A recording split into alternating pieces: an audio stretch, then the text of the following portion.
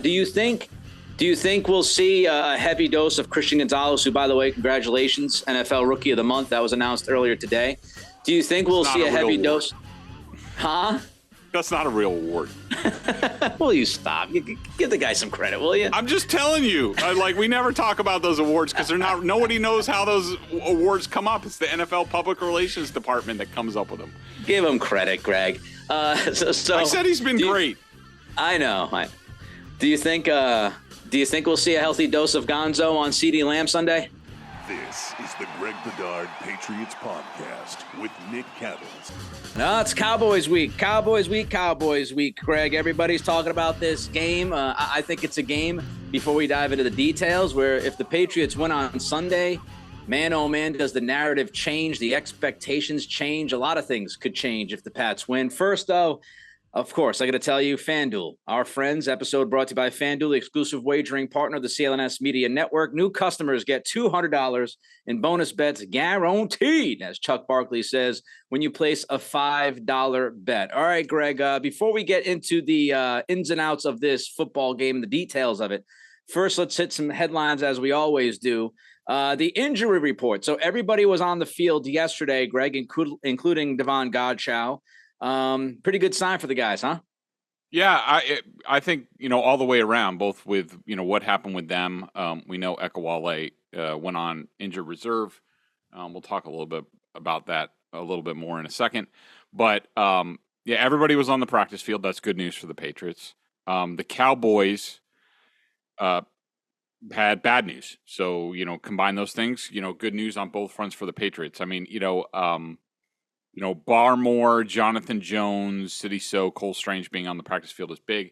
Godchow, I'll be interested to see how his week goes. I think we talked a little bit about it earlier in the week. From what I understand, this week might be tough for him. This was a good sign. Usually what happens is in the first practice, go out there, test it, see how it responds, and then you sort of go from there. But, I mean, I think there was some hope that he could play this week. It would certainly be big if he can, but we'll have to monitor that situation. The Cowboys, CeeDee Lamb and DeMarcus Lawrence were out, not injury related, but a big thing for the Cowboys offense is, three of their better offensive linemen, they did not play last week in their upset loss to the Cardinals. Tyler Biadasz, the center, Zach Martin, of course, probably the league's best guard, or certainly one of them, and Tyron Smith, who, is getting up there in years. This is what they do with him. It's a weekly, you don't know whether you're going to get him.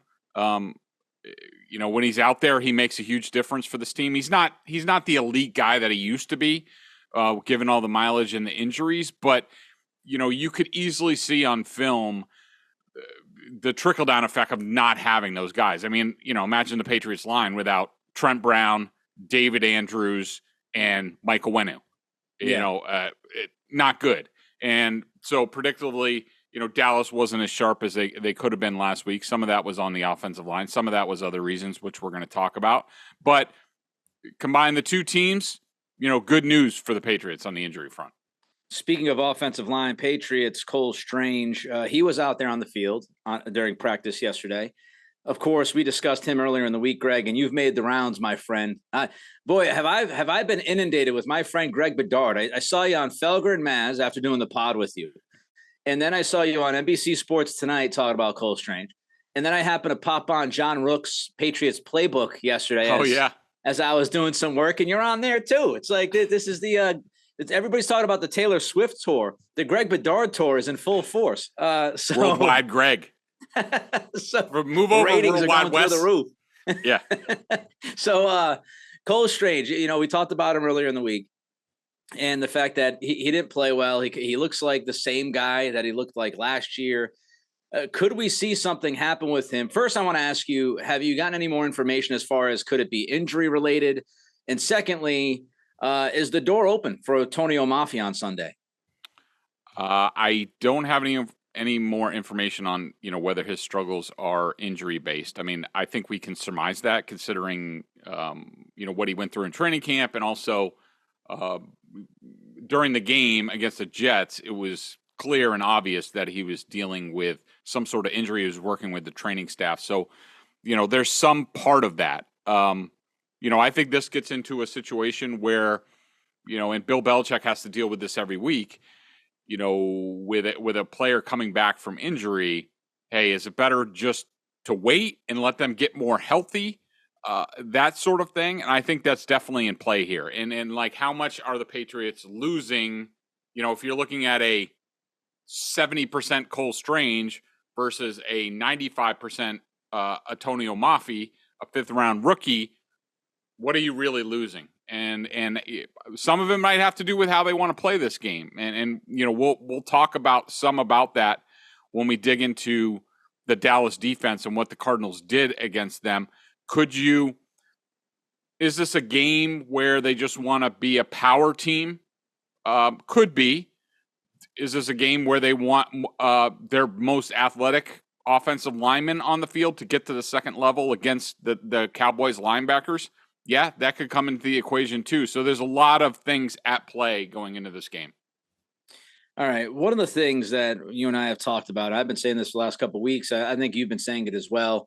Pop Douglas. I mean, you look at the first week snaps. I believe he played 33. I think he gave him a Larry Bird 33 in week 1, I believe, as far as snap count. Second week, obviously, he was benched because of the fumble, which both of us found ridiculous.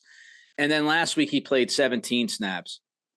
Is this the week that Pop Douglas is actually given an opportunity to play 25, 30, 35 snaps? And also, could we see Ty Montgomery, who has been on the back of a milk carton when it comes to this offense through 3 weeks? Yeah. Good question on both fronts, Nick. I think that it depends how the Patriots want to attack this game.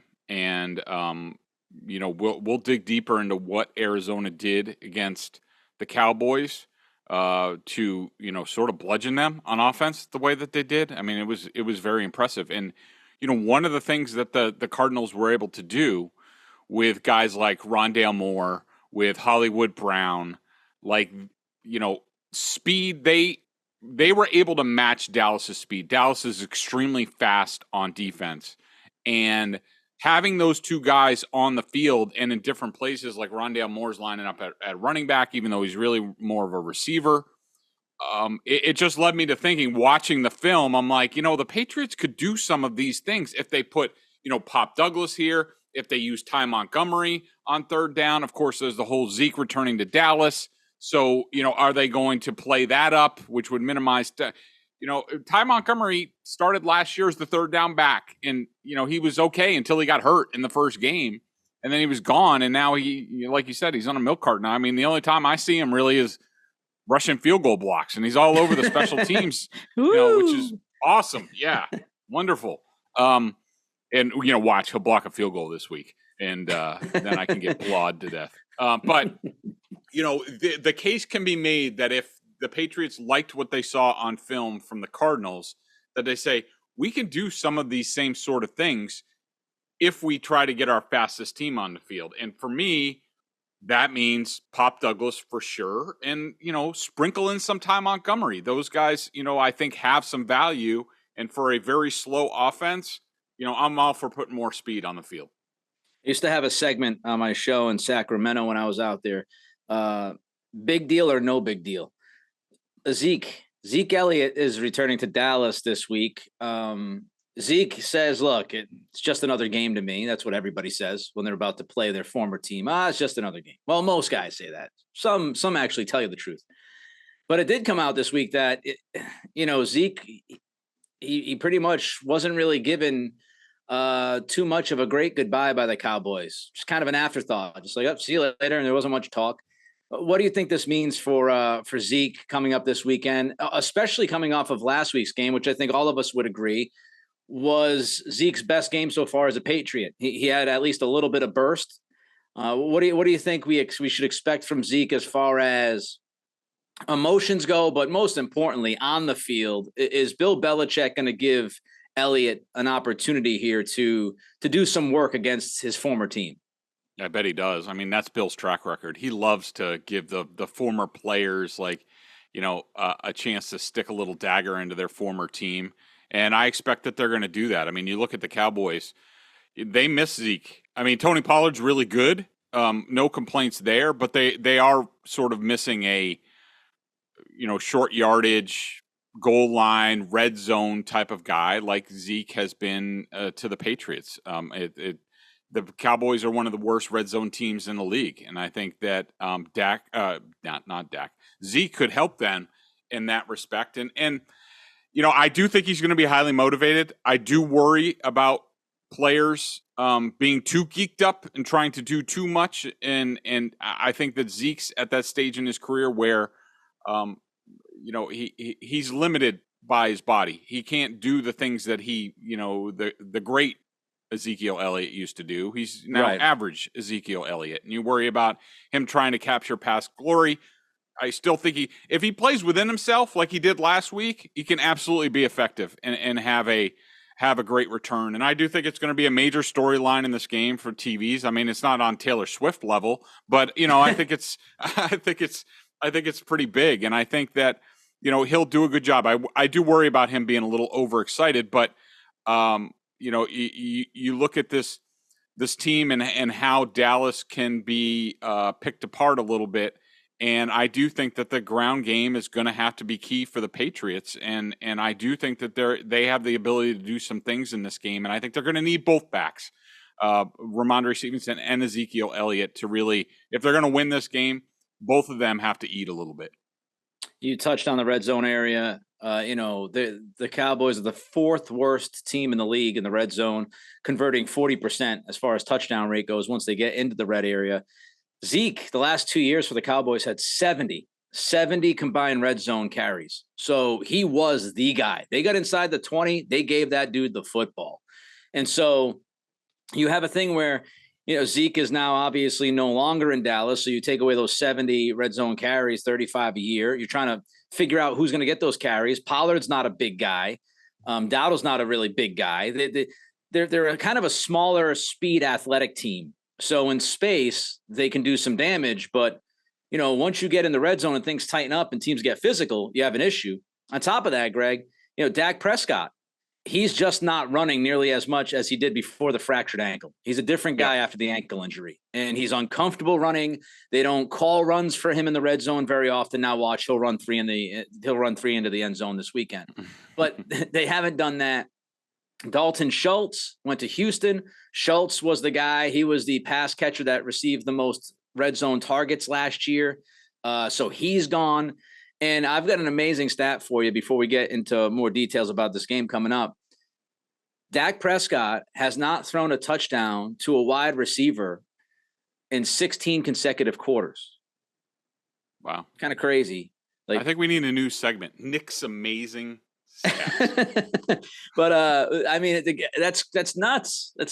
So they have trouble when they get to the red zone of finding CeeDee Lamb and those other receivers because they're just not big dudes. They can't box people out. They're not necessarily 50-50 ball guys physically. So I think that'll play a big role in Sunday's game. Snap into action this NFL season with FanDuel, America's #1 sportsbook. Right now, new customers get $200 in bonus bets guaranteed when you place a $5 bet. That's $200 in bonus bets, win or lose. I love those little suckers, those little bonus bets. It's like free money. If you've been thinking about joining FanDuel, there's no better time to get in on the action. The app is easy to use. There's a wide range of betting options, including spreads, player props, over-unders, and more. So visit FanDuel.com/Boston and kick off the NFL season. FanDuel, official partner of the NFL.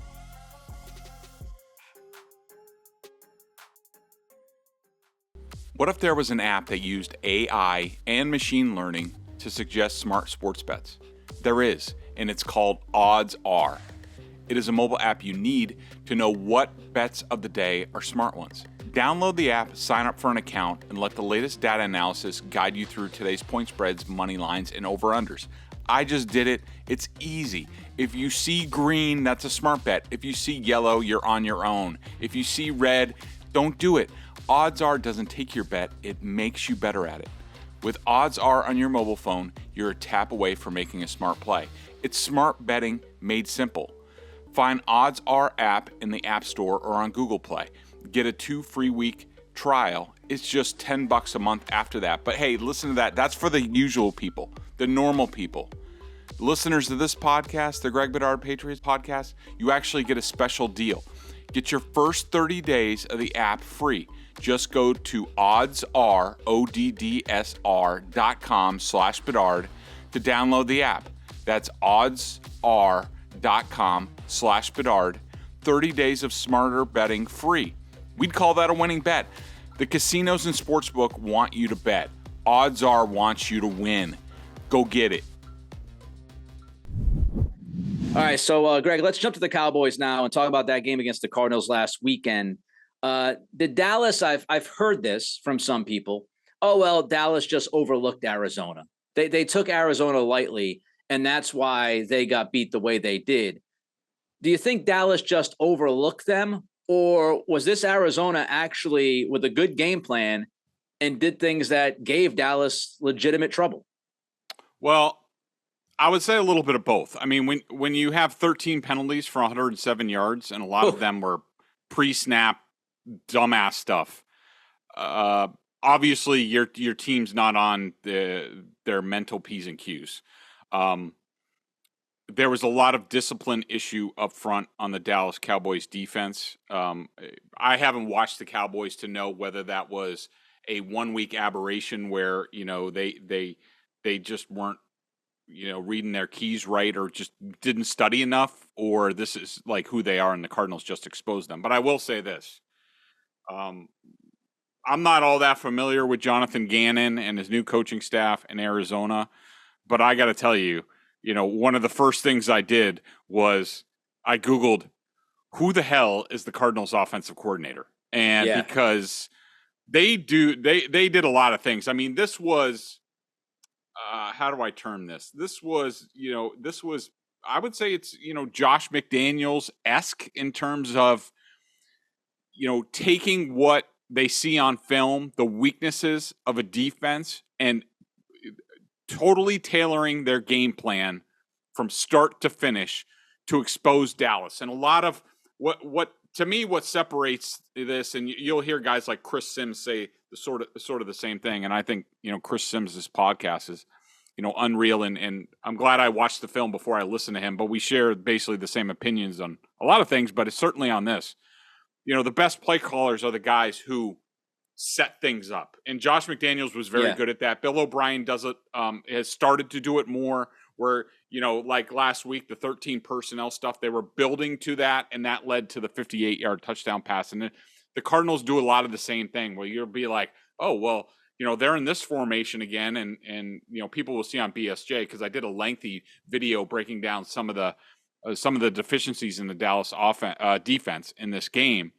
And there was one part where I was like, oh, they're running this play again. And then you're like, oh, no, but they did a little wrinkle off this. And that's similar to how the Patriots got their touchdown with Pharaoh Brown. So you see a lot of that stuff repeated on film with the Cardinals. And I had to look at the offensive coordinator. His name is Drew Pitzing, a Middlebury guy. Shout out to Middlebury. Yeah, Middlebury.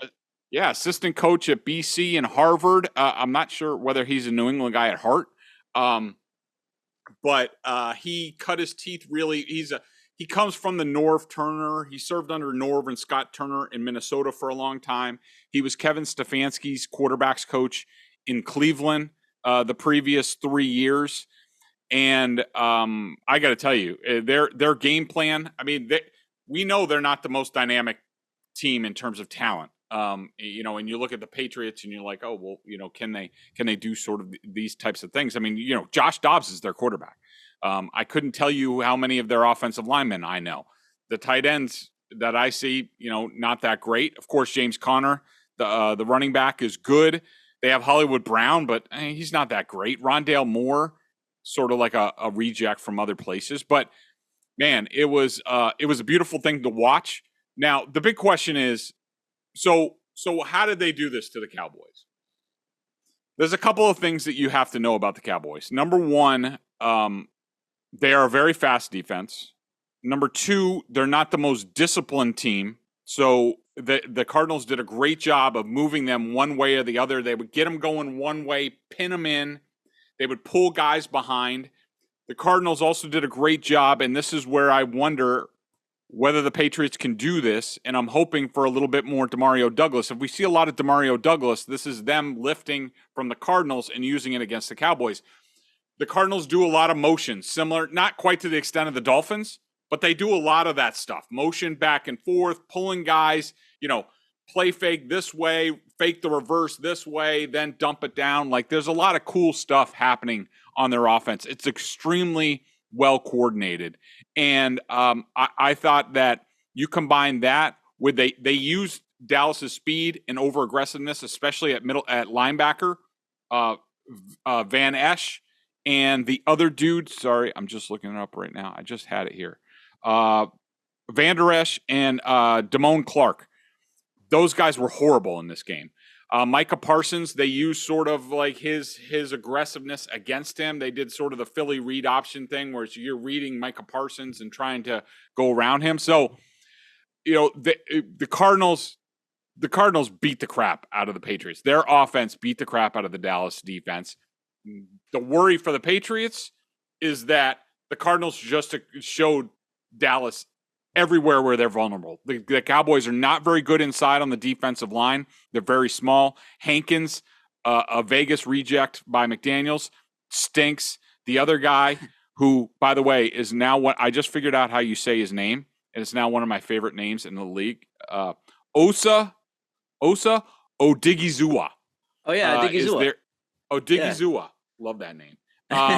Not great on the interior. DeMarcus Lawrence isn't, the guy he was. So, long story short, there's a lot of things that the Patriots could do, offensively against the Cowboys. They have it in their wheelhouse. It's going to take a high level of execution like the Cardinals did. Josh Dobbs was extremely efficient. He was like 17 of 21. Ran the ball well. He's not that fast. Mac can do some of those things if needed. So, do I think they can copy exactly what the Cardinals did and use it against the Cowboys again? No, because Dan Quinn, the Cowboys defensive coordinator, I'm sure got out after all those guys, and they're like, there were a lot of edge issues holding the edge. Sometimes they didn't have anybody on the edge. That will change this week. They will work on it this week in practice. But I do think there's going to be a lot of opportunities for the Patriots offense to do some things in this game. They're just going to have to be on top of their game. Question I have for you, because I've heard, as you just said, the Cowboys, they'll look back at the film, they'll figure out what the Cardinals did, what was exposed. They'll address those things this week. My question is, do they have the horses to address the issues? Like, I'm sure Josh Uche knows that he's not good at containing the edge against the run. He's not consistent. He's had issues with that, right? Mm-hmm. But inevitably, it's not his game. Do the Cowboys have the guys? Like Micah Parsons, if Micah's instinct is get downhill, which it pretty much is. He loves making plays in the backfield, whether it's, sacking a quarterback or a tackle for loss. He loves being uber aggressive, using his freakish athleticism and getting into that backfield. Is it going to be easy for a guy like Micah to maybe not play as aggressive, or do you even want him? You know what I mean? Like, we could sit there and we could say, yeah, those problems were exposed, but how many of the problems, Greg, that were exposed by the Cardinals can actually be corrected versus, well, that's who we've got, and we can't necessarily make, those guys in the interior defensive line any better. They are who they are. Yeah, great question. A couple of things. I do think the Cowboys had a few huge busts in the secondary in this game that I think can be cleaned up, because like a lot of it is like Stephon Gilmore thought he was in cover 3. There was a lot of like, am I in man or am I in cover 3? Like dumbass stuff. So that stuff can get cleaned up. I think the Cowboys are extremely small on the defensive interior and can get shoved around. That's why maybe this is a Mafi game where he's a little bit more powerful instead of Cole Strange, where you just try to bludgeon the interior of the Cowboys defense to death. I could see the Patriots doing that, doing a little inside-outside type of thing. If I were Dan Quinn, after seeing what I saw on film, I think he probably watched the film and said, we got a little bit ahead of ourselves. Like, we were feeling ourselves from the first couple games. We're getting all this pressure. Micah Parsons is going nuts. And our ears were pinned back way too much. We got to dial things back. If I were Dan Quinn, I would say we're not gonna do any of that stuff. We're gonna bring that stuff back. The special Micah alignments on where he's gonna be and coming from the second level. We're only gonna do that in certain situations. For the most part, we're just going back to our 4-3. Make sure we're setting our edge. Make sure we have our run fits right. Because, Nick, I can't tell you how many times that the Cardinals, with their different movement and pulling guys, where they would have like 3 or 4 Cowboys defenders like together. And you're just like, wow, they don't have anybody out there to defend the run. They're all messed up. So to me, this is a week where the Cowboys just get back to fundamentals, just playing solid defense. And if they need to pull out some cool stuff and risk a few things, they do that if needed. But look at who you're playing. We're playing the we're playing the Patriots. Let's not expose ourselves. We don't need to give them easy yards. Make them fight for everything, because everything comes hard for them. Don't make it easier by being too aggressive. And knowing Dan Quinn, and this is a guy that I've covered, he was on the Dolphins coaching staff. I've known him for years. He's an excellent coach. I think they're going to go back to basics and start from there, and we'll see. I don't know. DeMarcus Lawrence should be able to set the edge in the running game. He should be able to kick somebody's ass. Maybe not Trent Brown, but maybe Vidarian Lowe on the other side, and then let's see what they have on the strong side. That sort of thing. But I do think if the Cowboys go back to basics, I think that's better for them. It's probably a little bit worse for the Patriots. With the busy fall season already in swing, you might be looking for wholesome, convenient meals for jam-packed days. Factor, America's #1 ready-to-eat meal kit, can help fuel you up fast with chef-prepared, dietitian-approved, ready-to-eat meals delivered straight to your door. You'll save time, eat well, and stay on track with your healthy lifestyle. First of all, I got an email saying, be on the lookout for it. When it was delivered, it was ready to go. You could tell that it was fresh. These guys know what they're doing. Too busy to cook this fall, but want to make sure you're eating well. With Factor, skip the extra trip to the grocery store and the chopping, the prepping, the cleaning too, while still getting flavor and nutritional quality you need. Factor's never frozen fresh meals are ready in just 2 minutes. So all you have to do is heat and enjoy and get back to crushing your goals. This was my favorite one, loaded bacon shredded chicken with sauteed spinach, green beans, and ranch sour cream. This only has 650 calories. I got the keto option to keep with my diet. There are so many options over there. Basically anything you want to do in terms of dietary restrictions, they can do it. You got to check it out. Head to factormeals.com/Bedard50. That's code Bedard50, BEDARD 50 at factormeals.com/Bedard50 to get 50% off. All right, let's talk about the Cowboys head coach, Greg. Mike McCarthy, we are all well aware of Mike. I am not a big fan of Mike McCarthy. I don't think he's a very good coach, but he is not only the head coach, now he's calling the plays. Kellen Moore, see you later. This is a Mike McCarthy offense through and through. You're the Patriots. You're looking at McCarthy. What's the plan? So the plan is stop the run. If Dallas doesn't have those 3 linemen that didn't practice yesterday, we'll see how the week goes. The plan is stop the run and make Dak beat you from the pocket and change the different looks and stuff like that. Because I just don't. I don't know how you feel about it, Nick, but I've never been overly impressed with Dak. You can't just let him feel comfortable. That's for sure. If he feels comfortable, he's going to wait. He's going to find, CeeDee Lamb's eventually going to get open, that type of thing. When he's had his healthy line and they're really good and you can't get any pressure on them, that's when Dak and the Cowboys offense is really dangerous. They had protection problems in this Arizona game. I don't think Dak's very good under pressure. If you get him off his first read, and that's the thing, obviously everybody knows I covered Mike McCarthy for a while. I've watched his offense for a long time. It's not very creative.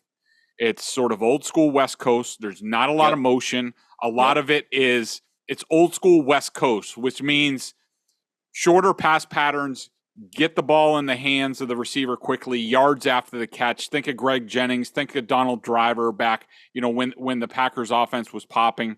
Even some of the stuff with Aaron Rodgers, early on in his career. That's the bread and butter. And so if you can, and I can see the Patriots with their coverage being able to do that, especially if they get Jonathan Jones back this week. I'm clamping down on those guys early. I'm keeping somebody over the top of CeeDee Lamb, and I'm getting Dak off his first read. But first, you got to stop the run. If that, Mike talks a big game about the run. I mean, just in this past game, Nick, the Cowboys, when you look at it, Tony Pollard, 23 carries, 122 yards. They rushed 185 yards, 5.6. That's really good running.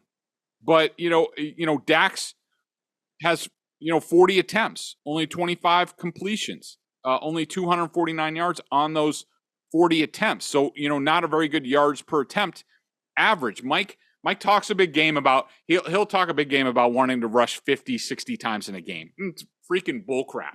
None of these West Coast guys want to do that. They love their pass game. They think the pass game is an extension of the running game and all that crap.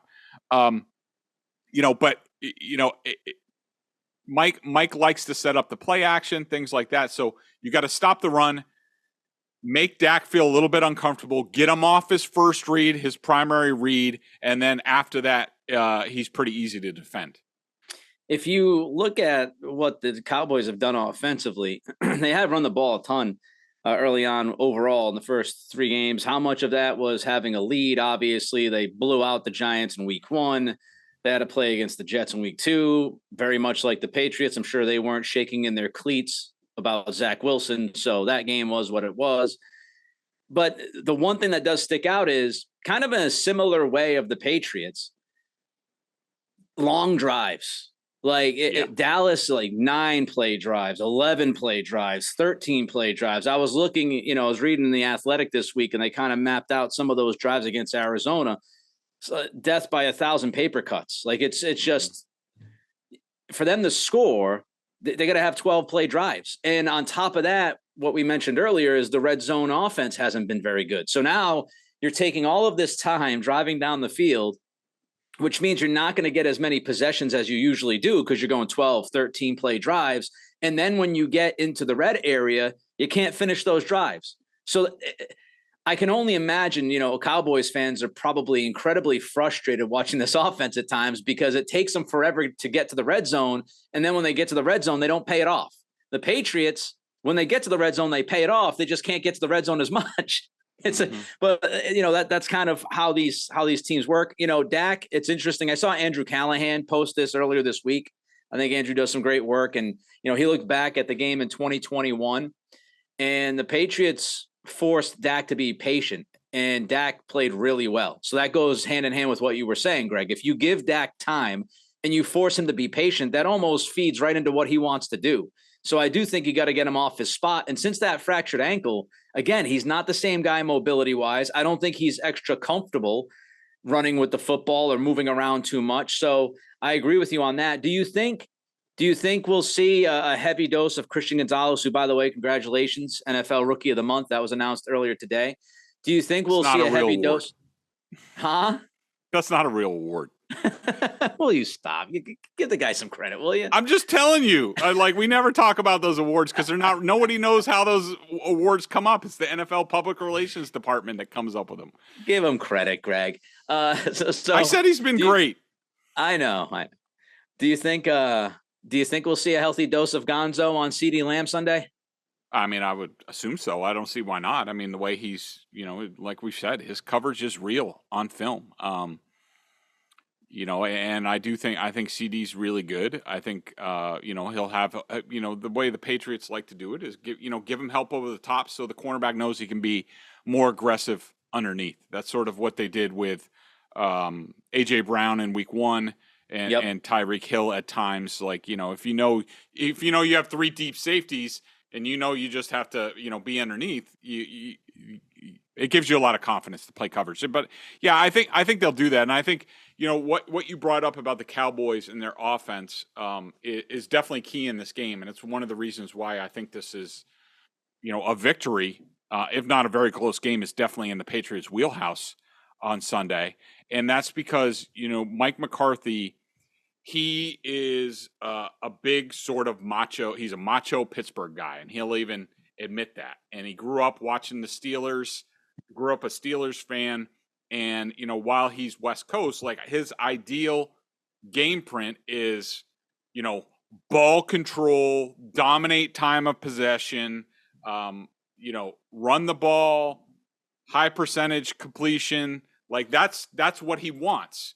And, that's music to the Patriots' ear. I mean, they're not one of these teams, one of these newfangled offenses that is, going to spread you out and have a lot of motion and a lot of speed. And he's not going to do any of that stuff. It's it's very boring. It's a lot of, quick slants or deeper slants or, over-unders. Like it's basic stuff. So I think the Patriots will be dialed down on that. But I do think that, the way these two teams are very similar in how they drive the football. Dallas might have more talent. But I think that they are both similar in that it's 4 or 5 yards at a time, march down. Like you said, Dallas can get into the red zone. The Patriots, there's like a barrier at like the 38-yard line that they can't get beyond. After the first 5 or 6 plays are good, and then they disintegrate with the grenade offense. But yeah, very similar offenses from that point of view. All right, last thing before we get to the FanDuel line and our thoughts. Cowboys run game, you mentioned it, you talked about it. They ran it effectively last week. The Patriots have had some good moments and some not good moments against the run this year. Devon Godchow, question mark, obviously. Can the Patriots front deal with this Cowboys run game? It's one of the questions for this game. I'm not sure. I mean, it depends on if Godchow's out there. How motivated is he? I mean, how effective is he? I mean, when he's on his game and he wants to defend the run and be the best run defender on the field, he can do it. He just doesn't always do it. If he's not out there, he's not 100%, and, maybe they use him more in just like short yardage situations, what have you. It's basically, Lawrence Guy and Christian Barmore. Now, Barmore played really well last week. Maybe he's making progress against the run. We'll see. This will be a big test of that, whether he can become a 3-down lineman in this league. Outside of that, I don't know what they're going to do. I mean, Dietrich Wise, are you going to kick him inside and give him Ekawali snaps? Wise gets washed out against the run. Keon White, is he ready to play sort of 3 technique? I don't know. I like him more on the edge, kicking some ass out there. Of an offensive tackle. I think he's really good at that, and I like what I see out of him there. But I think it's going to have to be a big linebacker game because I don't think the Patriots are going to be great on the defensive interior. So Juwan Bentley, who played tremendous last week, is going to have to do that again. They're going to need more out of Jelani Tavai, who he's played fine, but he hasn't been much of a factor early. So it's definitely if Godchow's not out there and he's not, what Belichick thinks he is as one of the best defensive tackles in the league. If he's not that guy this week, it's everybody else is going to have to raise their level up a bit. All right, check him out over at BSJ. Mike Giardi, Greg, tag team and Patriots coverage, $50 for the year. They do a great job. You don't want to miss out. Accurate reporting. Again, they just do great work. They look at film and all of that stuff. If you're into it, again, BSJ, $50 a year. This episode brought to you by FanDuel, the exclusive wagering partner of the CLNS Media Network. New customers get $200 in bonus bets guaranteed when you place a $5 bet. Greg, the FanDuel line this week, Cowboys -6.5. The over-under is 43.5. So it was 7 at least. It might have opened up higher. So it's inching down. A couple things, some of the things that we've already talked about. Like, I think the way Dallas plays is conducive to the Patriots keeping this game close throughout, as long as they don't turn the ball over. I think they're putting an emphasis on that, and if they do that, I think they stay certainly within our arm's length of the Cowboys.